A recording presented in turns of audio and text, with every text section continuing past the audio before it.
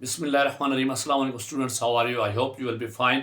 आज मैं आपको इंग्लिश में डायलॉग लिखना, मुकालमा लिखना सिखाने जा रहा हूँ। और आज जो मुकालमा आपको लिखवा रहा हूँ, ये है दो स्टूडेंट्स के दरमियान, तालिब इल्म के दरमियान, जिन्होंने टेस्ट दिया है और अपने टेस्ट के बारे में गुफ्तगू कर रहे हैं कि उन्होंने टेस्ट दिया है, उसमें क्या गलतियाँ की हैं और उससे क्या सीखा और आइंदा वो नेक्स्ट टाइम क्या करेंगे। जो हमारा आज का डायलॉग है वो है dialogue between two students about test. याद रखें, आपका जो पेपर है उसके ऊपर आपका हाशिया लगा होना ज़रूरी है। सबसे पहले टॉप पे आपने टाइटल लिखना है, dialogue between two students about test.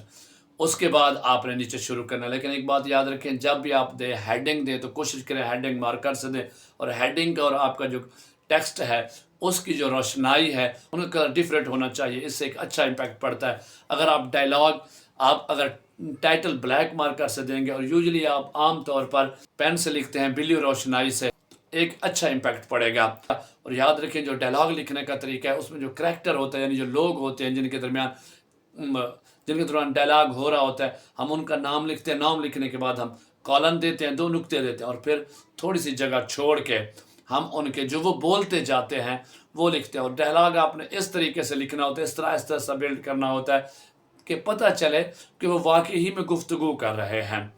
आज का dialogue, Ahmed, Assalamu alaikum. Ali, wa alaikum assalam. Ahmed, how do you think you did on the test? Ali, I'm not sure. Ahmed, what? Ali, I think I made a few mistakes. How about you? Ahmed, I made some too. I forgot to double check my answers. Ali, oh no, that's important. I also rushed and didn't read the questions properly. Ahmed, yeah, we need to slow down next time and take our time. Ali, definitely. We should also review our work before handing over to the examiner. Ahmed, that's good idea. Ali, we should learn from our mistakes. Ahmed, okay. Allah Hafiz. Ali, Allah Hafiz. That's it. इतना काफ़ी है। Simple sentences, इसको याद कर लें। तरीका बिल्कुल यही फॉलो करना है।